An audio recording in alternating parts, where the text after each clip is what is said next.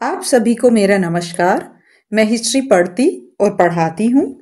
अभी तक हमने पढ़ा हिस्टोरिकल सोर्सेज के बारे में और इसके बाद जो हमारी यूनिट आती है वो आती है स्टोन एज, यानी पैलियोलिथिक, मेसोलिथिक और नियोलिथिक एज। उसके बारे में हम बाद में पढ़ेंगे, लेकिन आज का जो टॉपिक है वो बहुत ही इंटरेस्टिंग है और टॉपिक का नाम है इंडस वैली सिविलाइजेशन या हड़प्पन सिविलाइजेशन। हड़प्पा क्योंकि पहली साइट थी जो खोजी गई, इसीलिए जो पहली साइट थी उसी के नाम पर हम इसको हड़प्पन सिविलाइजेशन भी कहते हैं। अब सबसे पहले हम पढ़ने जा रहे हैं ओरिजिन के बारे में कि इंडस वैली सिविलाइजेशन का ओरिजिन कैसे हुआ और इसके बारे में पता कैसे चला।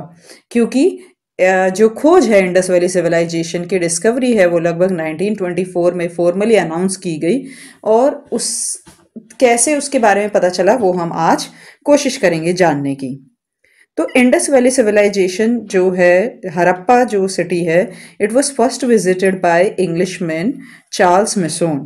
चार्ल्स मिशोन जिन्होंने, जो कि एक इंजीनियर थे और उन्होंने ईस्ट इंडिया कंपनी को छोड़ दिया था, तो वो उस हड़प्पा के जो टीले पर थे, खड़े हुए थे और वो सोच रहे थे कि ये जो सिटी है शायद ये पुरानी, काफ़ी पुरानी सिटी रही होगी। यानी जब अलेक्जेंडर ने कभी अटैक किया होगा इंडिया पर, जब अलेक्जेंडर ने पोरस को हराया होगा, शायद ये तब की सिटी रही होगी।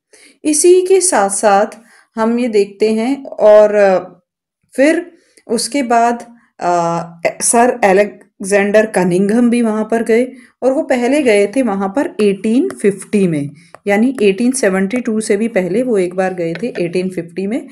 उस टाइम पर वो मिलिट्री इंजीनियर थे ईस्ट इंडिया कंपनी के, लेकिन वो उन सिटीज़ की या जो वहाँ पर उनको रिमेन्स मिले उसकी वो इम्पोर्टेंस उस टाइम पर नहीं समझ सके, या सिटीज़ की जो इम्पोर्टेंस थी वो नहीं समझ सके कि ये सिटीज़ जो हैं और ये रिमेन्स जो हैं ये इतने हज़ारों साल पुराने हैं। फिर एलेक्जेंडर कनिंघम जब डायरेक्टर जनरल बन गए आर्कियोलॉजिकल सर्वे ऑफ इंडिया के, तो वो दोबारा गए 1872 में। वो फिर से हड़प्पा और जो हड़प्पा के रुइंस हैं, जो रिमेन्स हैं, वो देखने के लिए गए, उसको जानने के लिए, समझने के लिए, जांच करने के लिए वो वहाँ पर गए और उन्होंने कई आर्कियोलॉजिकल ऑब्जेक्ट्स भी कलेक्ट किए, लेकिन फिर भी वो नहीं समझ पाए कि ये हिस्ट्री के कौन से पीरियड से बिलोंग करता है। जैसे कि ऐसे कहा जाता है कि वहाँ के लोगों ने उनको उन सिटीज़ के बारे में बताया, उन्होंने बताया कि जो सिटीज़ हैं काफ़ी पुरानी हैं और क्योंकि यहाँ का जो राजा था दुष्ट था, दुराचारी था, इसलिए ये सिटीज़ क्या हो गई, इनका विनाश हो गया।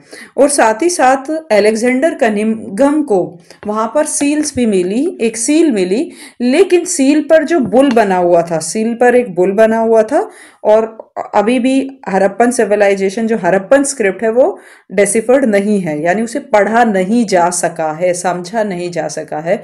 तो वो कुछ अननोन सी लैंग्वेज में कुछ लिखा हुआ था उस सील पर और एक बुल बना हुआ था, लेकिन बुल पर हम्प नहीं था, यानी वो जो बुल पर ये टीला नहीं था बुल पर। तो इसीलिए उन्होंने सोचा कि ये तो एक फॉरेन सील है, ना कि एक इंडियन सील, या फिर ये शायद इस रीजन से बिलोंग नहीं करती है, ये सील किसी और रीजन से बिलोंग करती है, ऐसा उन्होंने सोचा और वो इसकी इम्पोर्टेंस के बारे में नहीं जान पाए। 1920 में एक्सकेवेशन में दयाराम साहनी ही एक्सकेवेटेड हड़प्पा, उन्होंने हड़प्पा में एक्सकेवेशन किया, और आर डी बैनर्जी इन्होंने 1921 में मोहनजोदारो में एक्सकेवेशन स्टार्ट किया। और फॉर्मली जॉन मार्शल जब आर्कियोलॉजिकल सर्वे ऑफ इंडिया के डायरेक्टर जनरल थे, उनके टाइम पर फॉर्मली उन्होंने अनाउंस किया about the discovery of Harappan civilisation, यानी 1924 में फॉर्मली उन्होंने अनाउंस किया कि हमने हजारों साल पुरानी जो सिटीज़ है, जो सिविलाइजेशन है, उनको खोज लिया है। और फॉर्मली हड़प्पन सिविलाइजेशन की डिस्कवरी का अनाउंसमेंट किया गया, किसके द्वारा? जॉन मार्शल के द्वारा, जो कि उस टाइम पर आर्कियोलॉजिकल सर्वे ऑफ इंडिया के डायरेक्टर जनरल थे। अब देखते हैं कि ये जो सिटीज़ हैं जो हजारों सालों पहले मर्ज हुई, इन सिटीज की क्या तो विशेषताएं थी, फीचर्स थे, और इनका ओरिजिन कैसे हुआ होगा, और इनके ओरिजिन और उत्पत्ति के बारे में जो हिस्टोरियंस हैं उनकी क्या राय हैं, और किस आधार पर वो अपना एक पर्टिकुलर ओपिनियन प्रेजेंट करते हैं। तो सबसे पहले हम जानने की कोशिश करेंगे, जब इससे भी पहले कि हम डिस्कस करें जॉन मार्शल ने जो ये 3 फेजेस बताए हैं, उससे पहले हम ये जानेंगे कि जो हड़प्पन सिविलाइजेशन है उसके उत्पत्ति के सिद्धांत क्या क्या है, या उसके ओरिजिन की जो थ्योरीज हैं उनके बारे में जानने की कोशिश करेंगे। तो कई सारी थ्योरीज दी गई इंडस वैली सिविलाइजेशन के ओरिजिन के बारे में। जैसे सबसे पहली थ्योरी जो हम डिस्कस करने जा रहे हैं वो है डिफ्यूजनिस्ट थ्योरी।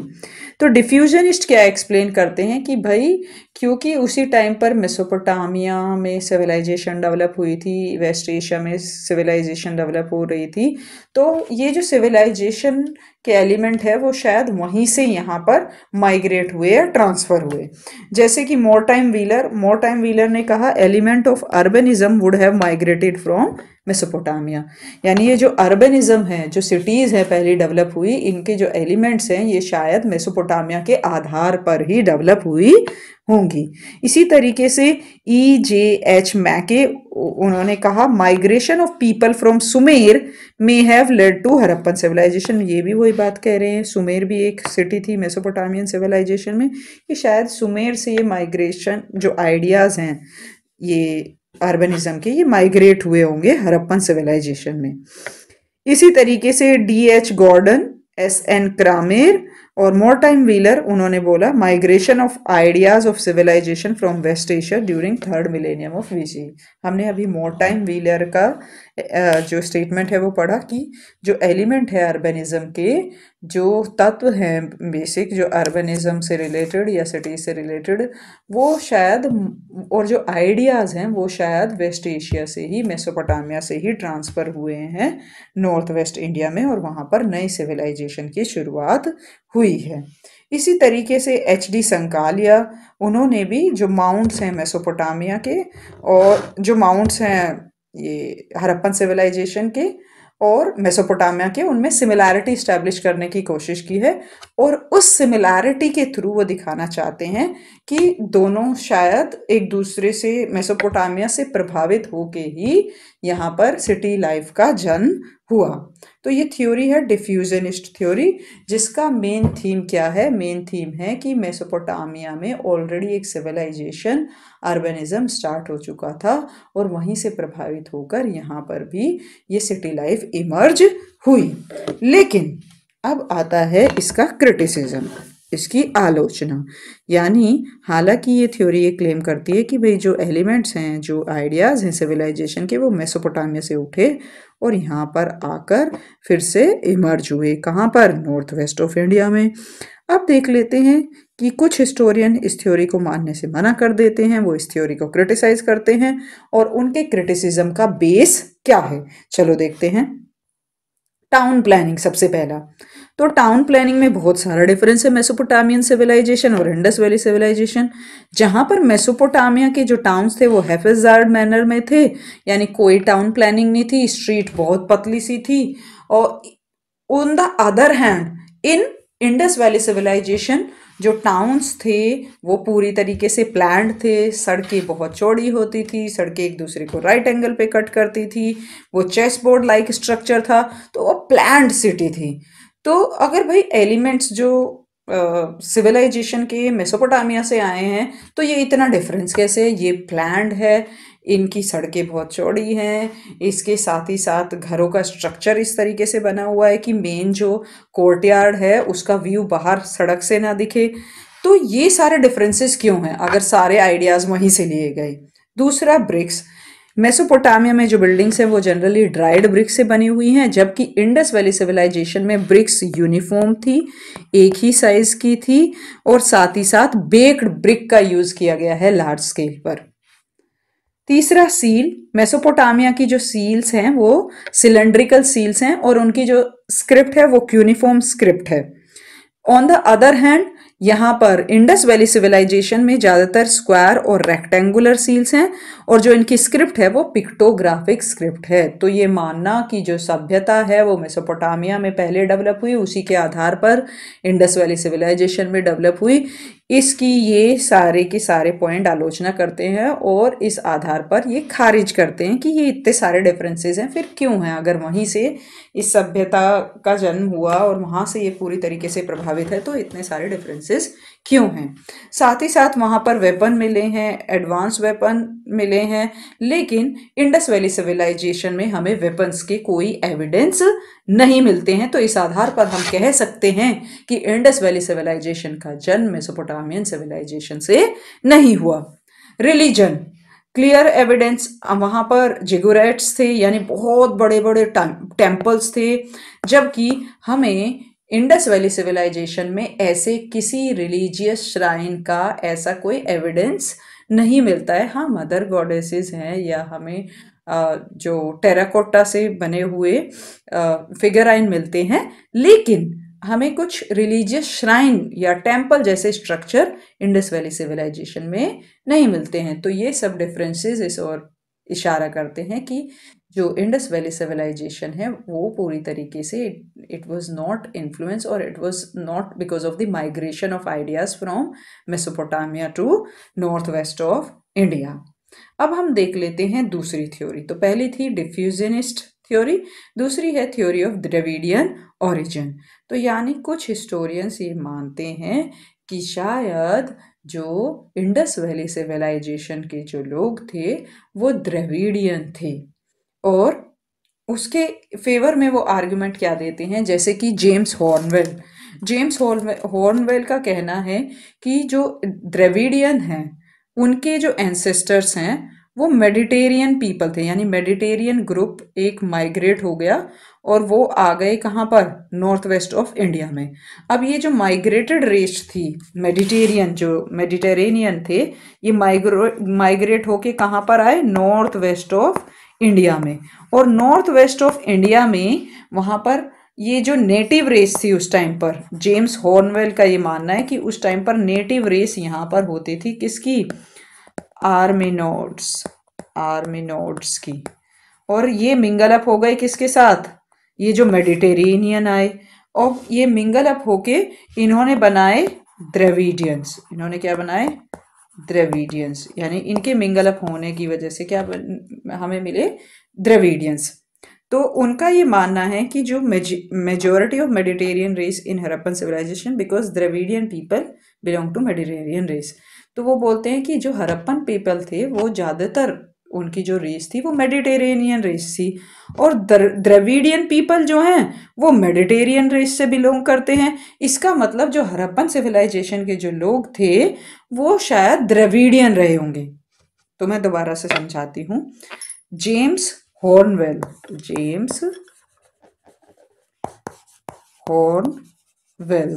इनका क्या कहना है कि भाई यहाँ पर नेटिव लोग रह रहे थे आर्मिनोड्स, और पास्ट में कभी बहुत पहले मेडिटेरेनियन पीपल माइग्रेट हुए, नॉर्थ वेस्ट इंडिया में आकर सेटल हो गए।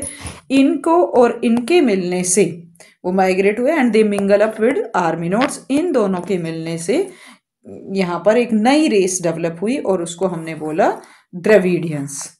और अब ये थ्योरी, द्रविडियन ओरिजिन वाली थ्योरी क्या कहती है कि भाई जो हरप्पन सिविलाइजेशन के ज़्यादातर लोग हैं उनकी रेस है मेडिटेरेनियन रेस, और मेडिटेरेनियन रेस किसकी है, द्रविडियन लोगों की। द्रविडियन लोगों के एंसेस्टर्स थे मेडिटेरेनियन, तो इसका मतलब हरप्पन क्या है, द्रविडियन है।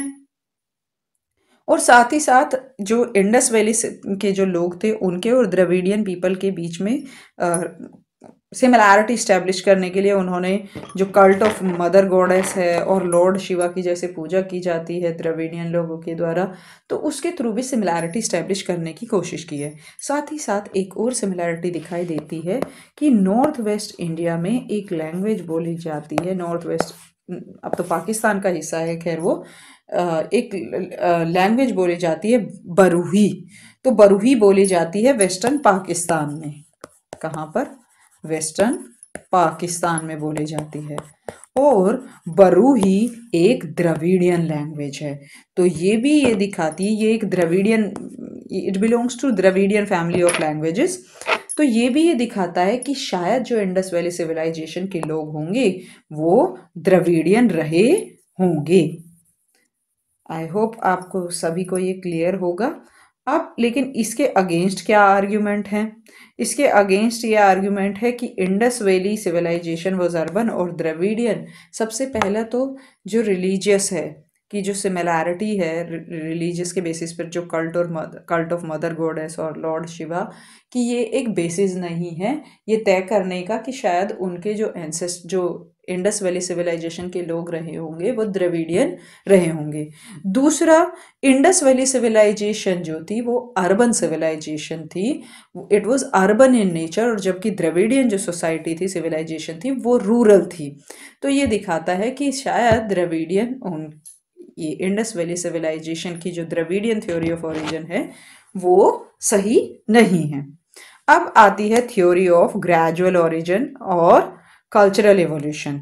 तो ये theory of gradual origin and cultural evolution ये कहता है कि भाई देखो, 3 स्टोन एज आई, उसके बाद जैसे पैलियोलिथिक, मीसोलिथिक, नियोलिथिक, और उसमें क्या होता रहा, इवोल्यूशन होता रहा, वेदर पॉटरी में हो या फिर काम करने के तरीके में हो या फिर मान लीजिए कि खाने पान के तरीके में हो, सब में क्या हुआ, धीरे धीरे इवोल्यूशन हुआ।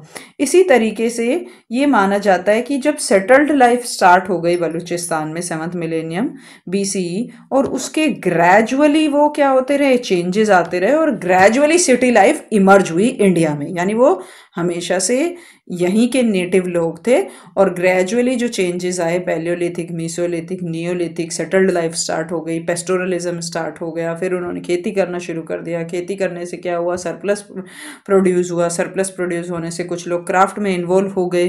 तो इस तरीके से ग्रेजुअल ओरिजिन हुआ है, इवोल्यूशन हुआ है, धीरे धीरे ओरिजिन हुआ है। और इस थ्योरी को मानने वाले हैं अलमानंद Ghosh, M.R. Mughal and Fair Service supported the theory of gradual origin of Indus Valley civilization।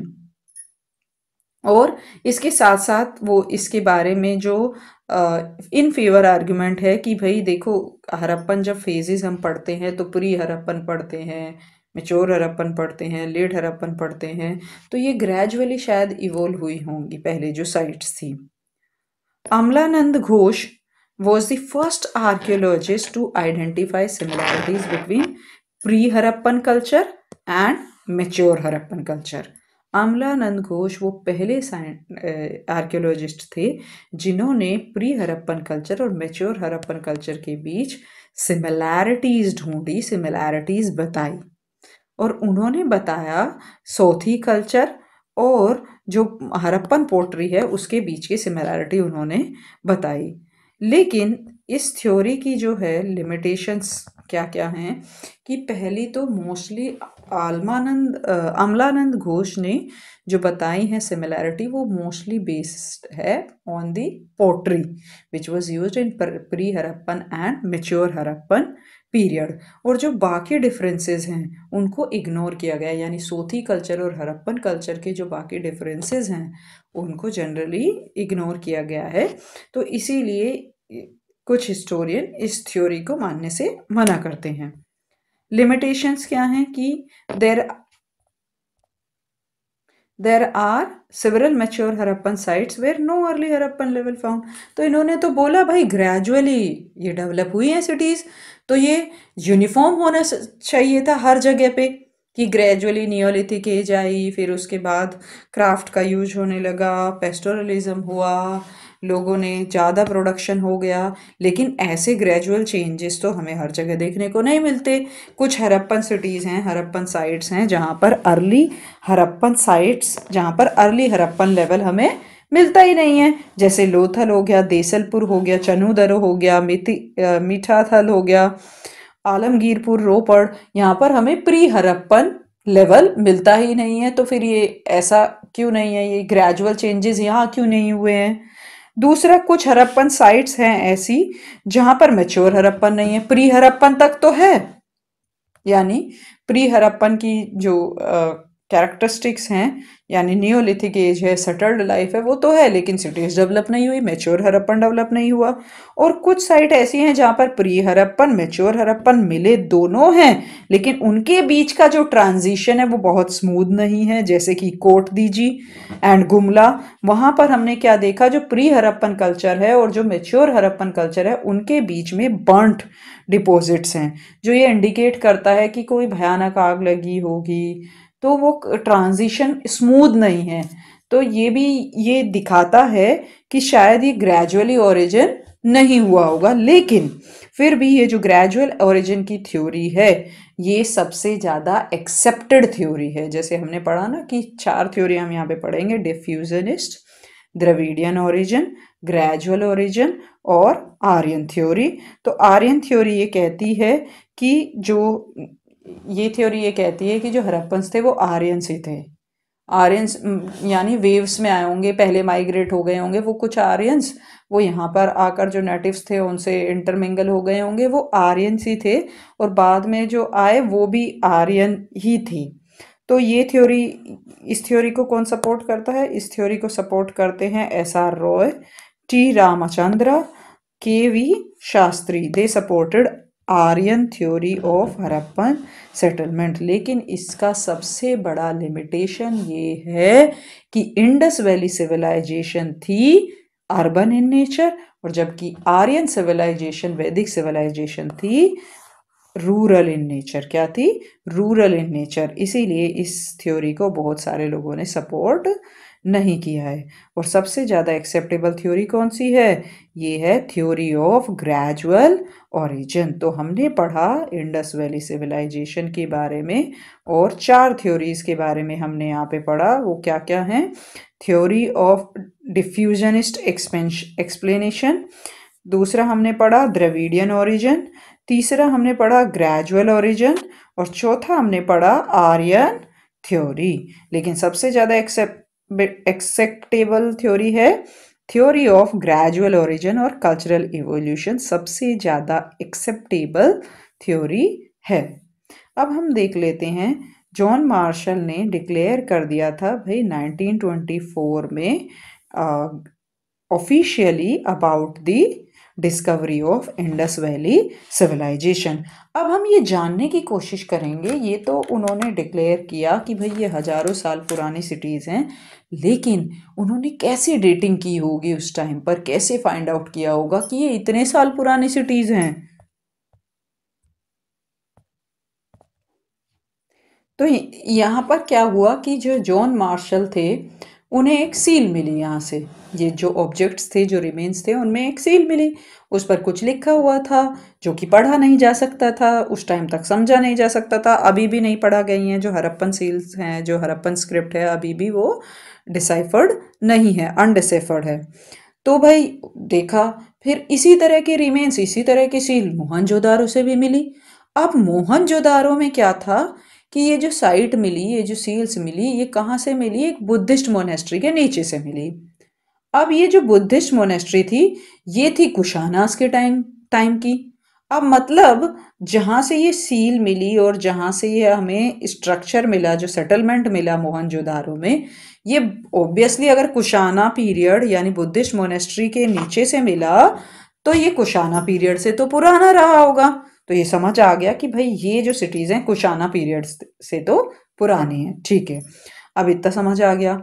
साथ ही साथ अब ये देखा गया कि भाई जब एंशियंट टाइम में जब घर टूट जाते थे, डिस्ट्रॉय हो जाते थे, उस टाइम पर वो क्या करते थे? They use to use the bricks and the mud and they use to make a plinth, और चबूतरा जैसा बना देते थे। यानी घर टूट गया तो उसका मलबा वलबे से एक चबूतरा बना दिया और फिर से नया घर बना लिया।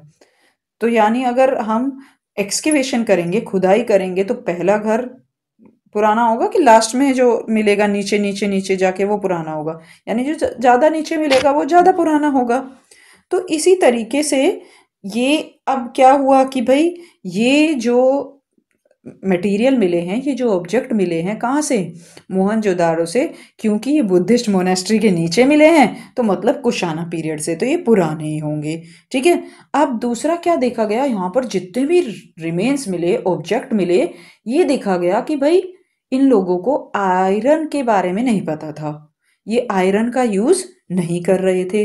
और फिर उन्होंने क्या किया, उन्होंने देखा कि आयरन कब एग्जिस्टेंस में आया, कब यूज होने लगा इंडियन सब कॉन्टिनेंट में। तो it was nearly second millennium BC, 2000 BC के आसपास आयरन का यूज होने लग गया था। तो यानी ये 2000 बीसी से भी पहले की हैं। अब साथ ही साथ क्या हुआ, जब मार्शल ने अपनी ये डिस्कवरी पब्लिश की तो इसी तरह के कुछ हिस्टोरियन ने बताया, या उन्होंने भी अपनी जो डिस्कवरीज थी वो पब्लिश की थी मेसोपोटामिया के रिगार्डिंग। और उन्होंने देखा कि सिमिलैरिटीज थी, कुछ चीजें जो सील्स वगैरह यहाँ मिल रही थी, ऐसी ही कुछ चीजें मेसोपोटामिया में भी मिली थी। तो यानी उन्होंने ये एक कनेक्शन स्टैब्लिश किया कि शायद ये दोनों सिविलाइजेशन को एक दूसरे के बारे में ये पता था, जानकारी थी, और यहाँ पर इनके ट्रेड रिलेशन रहे होंगे, इसीलिए इनका जो सामान है वहाँ पर भी मिल रहा है, या उनका जो कुछ सामान है वो यहाँ पर भी मिल रहा है। और उस टाइम पर मेसोपोटामियन सिविलाइजेशन के बारे में तो पता था, उनकी डेटिंग का भी पता था।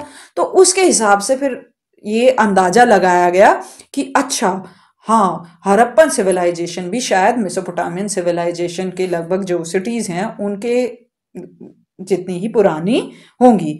और ये एक अनुमान डेट लगाया गया, ये अज्यूम किया गया कि ये लगभग 3000 साल पुरानी, 3000 बीसीई के अराउंड ये होंगी।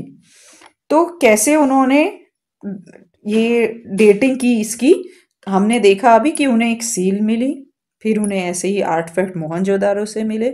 मोहनजोदारो से जो सेटलमेंट मिला वो बुद्धिस्ट मोनेस्ट्री के नीचे मिला। वो बुद्धिस्ट मोनेस्ट्री कुशाना पीरियड से बिलोंग करती थी। उन्होंने सोचा ओबियसली इसके नीचे से मिला है तो भाई कुशाना पीरियड से तो पुराना ही होगा। फिर ये देखा, अरे ये लोग तो आयरन का यूज़ नहीं करते, और आयरन का यूज़ तो 2000 बीसी से होता आ रहा है, सेकेंड मिलेनियम बीसी से होता आ रहा है, मतलब ये उससे भी पुराने हैं। फिर साथ ही साथ कुछ ऑब्जेक्ट्स यहाँ पर मेसोपोटामियन सिविलाइजेशन से रिलेटेड, और यहाँ की कुछ सील्स वगैरह वहाँ मेसोपोटामिया में भी मिली। तो ये देखा गया कि भाई इन दोनों के बीच कोई कनेक्शन रहा होगा, ट्रेड रिलेशन रहे होंगे, मतलब कि ये जो सिटीज़ हैं इंडस वैली की, ये लगभग मेसोपोटामियन सिटीज़ के टाइम की हैं। और डेट दी गई कि ये लगभग 3000 बीसीई के टाइम की लगभग ये सिटीज़ हैं, और इंडियन सब कॉन्टिनेंट में ओल्डेस्ट सिटीज़ हैं। तो इस तरीके से इसकी डेट के बारे में पता लगाया गया। और फिर बाद में कार्बन डेटिंग की हेल्प से भी इनकी जो रिमेन्स थे, मटेरियल रिमेन्स थे, उनकी डेटिंग की गई और पता लगाया गया। अब जॉन मार्शल ने इसको, ये जो मेन कैरेक्टरिस्टिक्स थी रीजन की, इनको Neolithic, early Harappan, mature Harappan और लेट हड़प्पन, इन फेजेस में डिवाइड किया है। अब जो नियोलिथिक है उसके लिए एज दी गई है 5500 टू 3500 बीसी। बट ये एक क्राइटेरिया दिया गया है कि इस टाइम से इस टाइम तक नियोलिथिक एज होगी, लेकिन ये सेम नहीं होगा for each and every region, ये वेरी करेगा, ये जो डेट्स हैं अलग अलग रीजन के लिए। तो इस टाइम पर अलग अलग सेटलमेंट डेवलप हुए, जैसे कि मेहरगढ़, किलीगुल मोहम्मद नियोलिथिक एज से बिलोंग करता है। इस टाइम पर पेस्टोरलिज्म डेवलप हुआ, लोगों ने पशुपालन शुरू किया, साथ ही साथ उन्होंने खेती करना शुरू किया। और इस टाइम पर विलेजेस जो हैं पहले टेम्परेरी विलेजेस और फिर धीरे धीरे परमानेंट विलेजेस का डेवलपमेंट हुआ, यानी लोग एक जगह पर रहने लगे, खेती करने लगे, एग्रीकल्चर करने लगे, और उसके through they started fulfilling their needs. Earlier they were mostly dependent on hunting, gathering, and that's why they used to move from one place to another place. And अब उन्होंने धीरे धीरे पशुपालन भी शुरू कर दिया, पेस्टोरलिज्म शुरू कर दिया उन्होंने, और अलग अलग वो फसल भी उगाने लगे। और इस टाइम पर पोट्री मेकिंग और जो अलग क्राफ्ट थी वो भी पाई गई। अब आता है अर्ली हड़प्पन पीरियड। इस टाइम तक आते आते और ज़्यादा सेटलमेंट बढ़ गए थे, हिल्स में भी और प्लेन्स में भी, यानी लार्जर नंबर ऑफ विलेजेस। पहले हमने देखा टेम्परेरी विलेज, फिर परमानेंट विलेज, लोग एक जगह पर ही रहने लगे, एनिमल्स को पालने लगे और खेती करने लगे, उसके थ्रू अपनी ज़्यादातर नीड्स को फुलफ़िल करने लगे। अब धीरे धीरे ये जो छोटे छोटे विलेज बने हैं ये बड़े बड़े विलेज हो जाएंगे, ज़्यादा नंबर ऑफ विलेजेस हो जाएंगे। अब वो कॉपर और व्हील एंड प्लो का यूज़ करना उन्होंने शुरू कर दिया। और पॉटरी जो थी उसमें भी कई रीजनल ट्रेडिशन डेवलप हुए, यानी रीजन के हिसाब से वेरिएशन देखने को मिलती है। ग्रेनरी स्टैब्लिश कर ली, यानी अब वो अनाज इकट्ठा करने लगे। डिफेंसिव वॉल्स उन्होंने क्रिएट कर ली। लॉन्ग डिस्टेंस ट्रेड में वो इन्वॉल्व हो गए। साथ ही साथ uniformities of pottery tradition throughout Indus valley civilisation, यानी जहाँ जहाँ अलग अलग रीजन में इंडस वैली सिविलाइजेशन के प्री हड़प्पन में टाइम पे हमें पोट्री में यूनिफॉर्मिटी देखने को मिलती है, उसके जो डिज़ाइंस हैं उसमें यूनिफॉर्मिटी देखने को मिलती है, और जो मोटिव्स है उसमें यूनिफॉर्मिटी देखने को मिलती है। मैच्योर हड़प्पन तो हम पूरा डिटेल में पढ़ेंगे ही कि भाई लार्ज सिटीज़ डेवलप हो गई मैच्योर हड़प्पन में, तो यहाँ पे तो क्राफ्ट वार्ट डेवलप हुआ, और यहाँ पे एग्रीकल्चर जो था वो भी डेवलप हो गया था काफ़ी ज़्यादा हड़प्पन में। और ये था इनके पास सरप्लस था। अब धीरे धीरे इसकी वजह से सिटीज़ डेवलप हो गई। पूरा मैच्योर हड़प्पन का हम डिटेल में पढ़ेंगे। लार्ज सिटीज़ थी, प्लान्ड सिटीज़ थी, और सिटाडल था, लोअर टाउन था, उनके रिलीजियस बिलीफ क्या थे, सोसाइटियल बिलीफ क्या थे, तो ये सारी चीज़ें, और लॉन्ग डिस्टेंस ट्रेड में वो इन्वॉल्व थे। ये सारी चीज़ें तो हम पूरा डिटेल में हड़प्पन सिविलाइजेशन, क्योंकि चैप्टर का ही नाम है, उसमें पढ़ेंगे।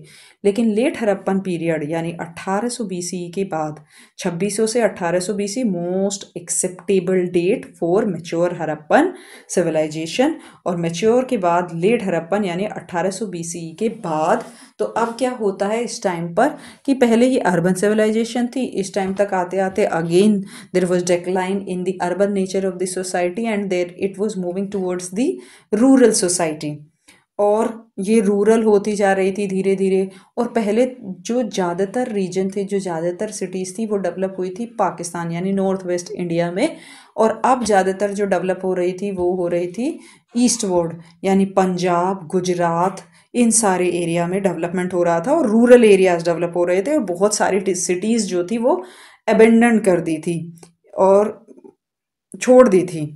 और हड़प्पन क्राफ्ट और पॉटरी जो ट्रेडिशन है, हालांकि वो अभी भी चलता रहा, लेकिन ज़्यादा अब जो कल्चर डेवलप हुआ वो गुजरात, पंजाब, सतलुज यमुना डिवाइड, यहाँ पर इन सारे एरियाज़ में ये नए विलेजेस डेवलप हो रहे थे। तो ये थी लेट हड़प्पन पीरियड की कुछ कैरेक्टरिस्टिक्स जो हम डिटेल में पढ़ेंगे, प्री हड़प्पन, मैच्योर हड़प्पन और लेट हड़प्पन के बारे में। और ये जो डिविजन्स था ये हमें मिलता है क्योंकि ज़्यादातर एक्सेप्टेबल जो थ्योरी है वो है ग्रेजुअल ओरिजिन की, और उस ग्रेजुअल ओरिजिन में हमें ये डिवीज़न मिलता है कि पहले नियोलिथिक रहा होगा, फिर अर्ली हड़प्पन पीरियड रहा होगा, फिर मैच्योर हड़प्पन पीरियड आया होगा, और उसके बाद लेट हड़प्पन पीरियड आया होगा। तो आज हमने क्या पढ़ा? आज हमने पढ़ा हड़प्पन सिविलाइजेशन के बारे में। पहली बार चार्ल्स मिशोन, और फिर हमने पढ़ा सर अलेक्जेंडर कनिंघम वहाँ गए थे, और फॉर्मली डिस्कवरी की जो अनाउंसमेंट थी वो किसने की थी? सर जॉन मार्शल ने 1924 में। और पहली साइट एक्सकेवेटेड थी हड़प्पा बाय दयाराम साहनी, दूसरी थी Mohenjodaro by R D Banerjee. फिर हमने थ्योरी ऑफ ओरिजिन देखा जिसमें हमने 4 थ्योरी पढ़ी। डिफ्यूजनिस्ट एक्सप्लेनेशन, उसके क्या फेवर में आर्ग्यूमेंट है और क्या अगेंस्ट आर्ग्यूमेंट है वो सब हमने देख लिया। फिर उसके बाद हमने द्रविडियन ओरिजिन की थ्योरी पढ़ी, फेवर और अगेंस्ट आर्ग्यूमेंट पढ़ लिया हमने। फिर हमने पढ़ी theory of gradual origin, favour and limitations, और but this theory is most acceptable theory. फिर हमने आर्यन थ्योरी पढ़ा, और ये जो हिस्टोरियन है इसको सपोर्ट करते हैं, लेकिन बहुत सारे लोग इसके क्रिटिक्स हैं और इस थ्योरी को सपोर्ट नहीं करते हैं।